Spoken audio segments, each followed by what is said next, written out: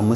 Djibril Ning. Il est le directeur exécutif de la Pacte. M. Ning, bonsoir. Bonsoir Ablaïder. Alors, par Pacte, entendez la plateforme, c'est la plateforme des acteurs de la société civile pour la transparence des élections. Vous êtes également membre du GRADEC. Nous allons commencer par l'actualité, ce qui s'est passé cet après-midi avec la manifestation organisée par la coalition Yewwi Askan Wi. Il est vrai que ces 48 dernières heures, on a joué à se faire peur entre, je vais dire, pouvoir et opposition. La manifestation sera autorisée ou pas, finalement, le préfet l'a autorisée. On a joué vraiment à se faire peur, mais bon, jusqu'au moment où on parle, tout s'est finalement très bien passé. Donc, tout à fait. Je pense qu'il n'était pas utile d'en arriver là. Et il faut dire que cela pose deux problèmes. Le premier problème, c'est l'autorisation des manifestations. Nous sommes au Sénégal depuis fort longtemps dans un régime déclaratif, de déclaration et non pas d'autorisation. Donc c'est le droit de manifester, de manifestation est consacré par la Constitution, mais encadré par les lois. Oui. Alors cela veut dire quoi? Cela veut dire que dans l'encadrement justement, c'est là où on a un petit souci, un problème dont on a discuté lors du dialogue politique d'ailleurs, et il y a une proposition qui a été faite et qui avait reçu l'assentiment des différents groupes. C'est que le préfet puisse notifier son interdiction au moins 72 heures avant pour permettre à ceux qui veulent solliciter cette autorisation de saisir la justice. N'est-ce pas? Comme on fait dans le contentieux électoral, pour que la justice puisse se prononcer. Voyez. Alors, je pense que si un tel dispositif est mis en place, ça va faire baisser, il y aura moins de tension, et moins d'anxiété et moins d'angoisse, finalement, lorsque... Et pourquoi cette proposition n'a pas été adoubée? Oui, bon, il faut savoir que le dialogue politique a fait l'objet de recommandations. Oui, si tout le monde est d'accord sur la pertinence, pourquoi? Voilà, ces recommandations, c'est une très bonne question. Ces recommandations sont mises dans le tiroir. Comme ça se fait à plusieurs occasions au Sénégal. Alors, il était question, n'est-ce pas, de mettre en place un comité de suivi à la suite du dialogue politique qui devait justement se pencher sur la mise en œuvre de ces recommandations. Alors, il faut dire que jusqu'à présent, ce comité de suivi, qui a été une recommandation forte de la cellule, de la commission cellulaire, n'est-ce pas, cette recommandation n'a pas encore vu le jour. Alors, pour ce qui est de la campagne des législatives pour 2022, le début est fixé au 10 juillet prochain. Alors, avec tous les contentieux que l'on connaît, est-ce que vous êtes d'avis qu'on va vers des législatives apaisées? Rien n'est moins sûr. Rien n'est moins sûr si on voit la tension qu'il y a actuellement de part et d'autre. Vous avez dit tout à l'heure qu'on a joué dans les deux camps à se faire peur depuis 48 heures. Je pense qu'il faut remonter même jusqu'au début du processus de dépôt des candidatures. Il y a eu plusieurs tensions à cette occasion-là. Oui, effectivement. Alors, là également, je pense qu'il y a à redire, il y a le problème du parrainage. Voyez. Parce que notre disons, processus électoral est confronté à trois défis majeurs qu'il a du mal, qu'il peine à relever aujourd'hui. C'est le défi 1 de la transparence, le défi de l'intégrité du processus électoral et le défi de l'équité. Voyez. Mais comme vous l'avez dit très rapidement, l'un des problèmes, vous l'avez souligné, c'est le parrainage. Mais il y a également la validation des listes où les deux grandes coalitions ont connu des problèmes avec la parité. Donc du coup, ça s'est ressenti sur tout le processus et comme vous avez dit, avec son lot de tensions. Tout à fait, tout à fait. Parce que vous savez, depuis le code de 92, nous avons eu le code électoral de 92 Et en 2004, les gens oublient de le dire, on a parachevé la mise en place de notre modèle institution de gestion des élections. Donc, il n'y a pas eu que le code électoral. Il y a le code consensuel de 92, n'est-ce pas, qui n'aurait pas pu seul régler les problèmes. Mais il y a eu, après, le plus important, c'est le dispositif institutionnel de gestion des élections. C'est-à-dire, il y a 3 modèles dans le monde, n'est-ce pas? Il y a le modèle politique, c'est les CENI, qu'il y a un peu partout au Burkina, au Mali, un peu partout. C'est ces comités indépendants, ces commissions indépendantes qui gèrent de bout en bout les élections. Les partis politiques sont là-dedans. Il y a le modèle étatique, comme dans les pays démocratiques avancés, aux États-Unis, en Europe, etc. Et il y a le modèle hybride, le modèle mixte que nous pratiquons au Sénégal, qui consiste en une séparation des pouvoirs. Il y a l'organisateur des élections, disons, ici c'est la DGE, n'est-ce pas? Selon les années, ça a changé. Il y a des années où nous avons eu un ministre chargé des élections, non pas le ministre de l'Intérieur. Oui.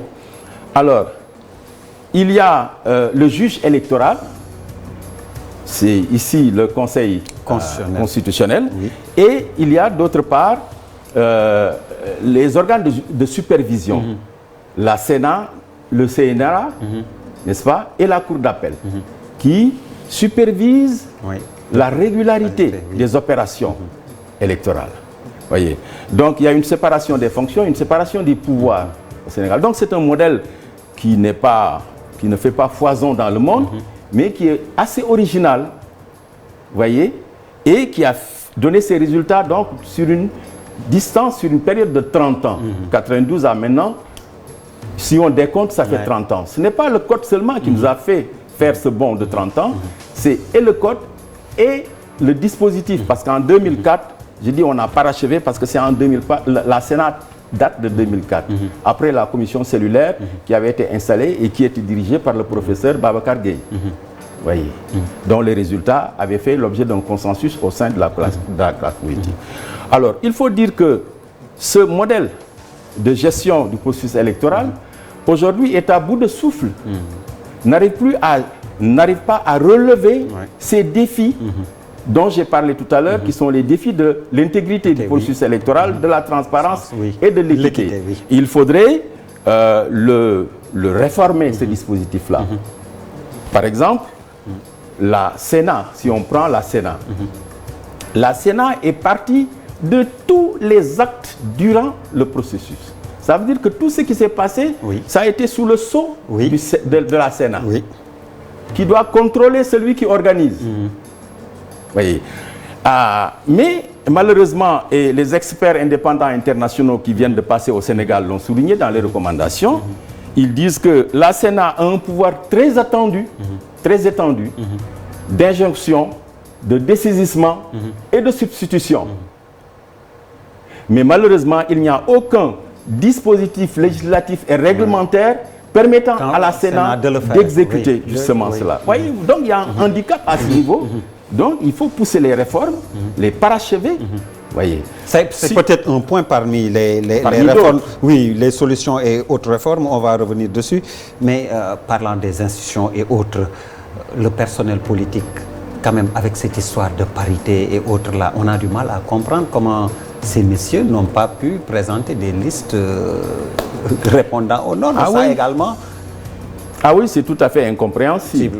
Parce que c'est un vrai problème. Voilà, c'est un vrai problème. Je pense qu'il y a là un problème à la fois d'organisation, il y a un problème de formation également à ce niveau-là. Parce qu'ils auraient respecté la loi, on n'aurait pas connu tous ces problèmes. Ça c'est sûr, ça c'est sûr. On n'aurait pas eu en tout cas les problèmes qu'on a rencontrés dans le processus de dépôt. Un des acteurs majeurs, vous en avez parlé, le Conseil constitutionnel. Alors pour vous, juge du droit ou régulateur politique finalement, ces juges constitutionnels? Voilà, le Conseil constitutionnel est un peu, disons, sous l'empire un peu de ses origines. Voyez, nous avons repris un peu le Conseil constitutionnel français qui a été mis en place pour un peu surveiller le Parlement. pour que le Parlement ne dérive pas, n'est-ce pas, du parlementarisme rationnel. Voyez. Et c'est en 1971-72 qu'il y a eu la première réforme du Conseil constitutionnel en France, que le Conseil constitutionnel a commencé à connaître de la constitutionnalité des lois, à avoir la conformité des lois avec la Constitution en 1971. Ça ne fait pas donc longtemps. Et ça a été jugé comme étant un coup d'État d'ailleurs, parce que le Conseil est sorti du rôle dans lequel la Ve République voulait le confiner. Et en 73-74, la saisine, il y a eu une deuxième réforme. Parce qu'avant, il n'y avait que les 4 grands pouvoirs qui pouvaient saisir le Conseil constitutionnel. En 74, on a élargi en disant 60 députés ou 60 membres du Sénat pouvaient saisir. Aujourd'hui, je crois qu'il y a eu des réformes encore en France, ils sont à 12. Au Sénégal, on est à 10. Disons le 10e. Le 10e. De l'Assemblée, oui. De l'Assemblée peut saisir, etc.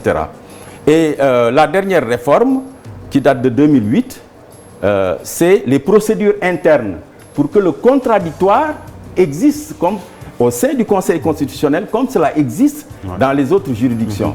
Donc il y a un processus de juridictionnalisation de plus en plus du Conseil constitutionnel. Voyez. Et pour le sortir de son rôle politique, de juge politique. Finalement, arbitre quoi? Arbitre politique. Arbitre, voilà. Et pour ceux qui pensent qu'il faut aller vers ou retourner vers une cour constitutionnelle, ou c'est un faux débat?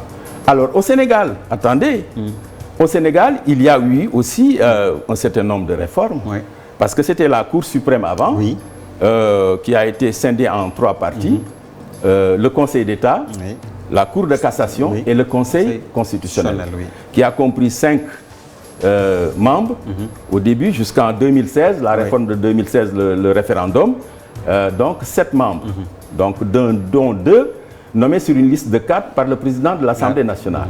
Voyez. Alors, mais là, le Conseil national de réforme des institutions qui avait été mis en place par le président de la République a, disons, préconisé un certain nombre de réformes du Conseil constitutionnel. Je pense que même, si je ne me trompe, le Conseil national a proposé d'aller simplement vers une Cour constitutionnelle. Alors, donc, il faudrait exhumer certainement les propositions du Conseil de réforme nationale de réforme des institutions, peut-être les réchauffer, ces conclusions, pour pouvoir avancer sur cette question. Mais je crois que, ici, face au problème qu'on a eu, le Conseil constitutionnel a, disons, développé une approche dans une perspective par défaut. Parce que le Conseil constitutionnel aurait dû annuler les 2 listes. Parce qu'au terme du code électoral, il ne peut pas y avoir de liste de titulaires sans suppléant. L176. L173. Pourtant, certains ont trouvé le moyen de dire qu'on pouvait bel et bien dissocier la liste titulaire de la liste des suppléants. Non, c'est très clair là. C'est très clair dans le code. C'est ce que on a trouvé le moyen de Oui, on a trouvé le moyen, c'est ça que je vous dis. C'est vrai, je vois ce que vous dites. Donc, le Conseil constitutionnel aurait dû certainement annuler ces 2. Mais en se disant qu'en annulant les listes des 2 formations les plus importantes, peut-être que ce serait un problème, un gros problème effectivement, parce qu'on n'a jamais vu une démocratie où, pendant les élections, on élimine les 2 challengers les plus importants. Alors, donc, à défaut de, disons, c'est pourquoi je dis c'est une approche par défaut, ils disent, bon, on va au moins, à défaut de les sortir, de les sanctionner à moitié, on annule pour l'un la liste. En évoquant la jurisprudence Fanden de 2014. C'était avec une requête de Pape Saliou Mbaye, si ma mémoire ne me trompe pas. Alors dites-moi, il faut des espaces de dialogue, M. Ning. Tout à fait. Peut-être que là, les délais sont trop short, mais entre les législatives et la prochaine présidentielle, il faut absolument trouver des espaces de dialogue. Tout à fait. Mais avant d'en venir au dialogue, je voudrais souligner que, au lieu de cette approche par défaut, le Conseil national aurait pu user davantage de son rôle de régulateur pour ordonner simplement la reprise du processus de dépôt. Oui, depuis le début. Comme cela s'est fait dans les pays développés. En développés. remettant en selle donc les listes qui n'avaient pas franchi voilà, qui n'avaient pas franchi peut-être le parrainage, etc. C'était l'occasion de les remettre en selle. De les remettre en selle. Comme cela se fait dans les pays développés, quand dans les résultats, il y a une confusion, n'est-ce pas? Comme un certain nombre de confusions, comme c'est le cas aujourd'hui, parce que le processus de dépôt a été truffé d'erreurs, d'incohérences et de contradictions, n'est-ce pas? On fait aux États-Unis, les élections entre Biden et Trump, le recomptage dans un certain nombre d'États, de grands États. On a procédé au recomptage des résultats. Effectivement. Le juge électoral a ordonné le recomptage. Ça permet... Ça s'est même passé avec Bush à l'époque et Al Gore. Voilà. Ça permet de calmer le jeu, de clarifier le jeu. Hein? Je pense que c'était beaucoup mieux, n'est-ce pas, que de procéder comme on a procédé. Alors, le dialogue entre les législatives et la présidentielle, possible? Alors, le dialogue, pour ne pas il est nécessaire. Il est nécessaire. Il est même indispensable. Mais tout dépend de, disons, de la méthodologie, des termes de référence. Parce qu'il y aura un problème de temps entre les législatives et la présidentielle. Il y a à peu près 17 mois. Alors, est-ce qu'en 17 mois, on peut attaquer ces questions de fond telles que je viens de les évoquer, le dispositif, le modèle institutionnel de gestion des élections, les réformes qu'il faut faire au niveau du Conseil constitutionnel? Alors, that is the question. Un autre grand problème, la récurrence des élections dans notre pays. Comment faire pour rationaliser le calendrier électoral? Ben, tu as parfaitement raison, parce que si on n'a pas le temps justement de faire un dialogue entre les deux, c'est parce qu'on a dû reporter la première élection tellement que finalement, en la fixant, on a eu moins de temps entre cette élection et celle-ci, et on aura moins de temps entre celle-ci et la présidentielle. Alors je pense que ça aussi, c'est un vrai problème pour nos pays. Les gens n'ont vraiment pas le temps de se mettre au travail. Parce que tous les 16 mois, il y a une élection. Tous les 16 mois. Ça veut dire qu'on termine une élection, on prépare une autre élection. Donc les gens ne se mettent pas au travail. Exactement. Et le pouvoir et l'opposition, personne ne se met au travail. Et quand est-ce qu'on va se développer? Et c'est la campagne électorale permanente. Donc il faut arriver, et le dialogue politique, on a discuté de ça également, malheureusement on ne l'a pas terminé. Il faut discuter du calendrier électoral pour le rationaliser et pour voir comment, dans une année, organiser l'ensemble des élections et travailler le reste du quinquennat. Merci beaucoup, Djibril Gning. Merci, Ablaye Der. Merci également à vous, téléspectateurs, amis téléspectateurs, de nous avoir suivis. Excellente suite de programmes sur la TFM, la télévision Futur Média.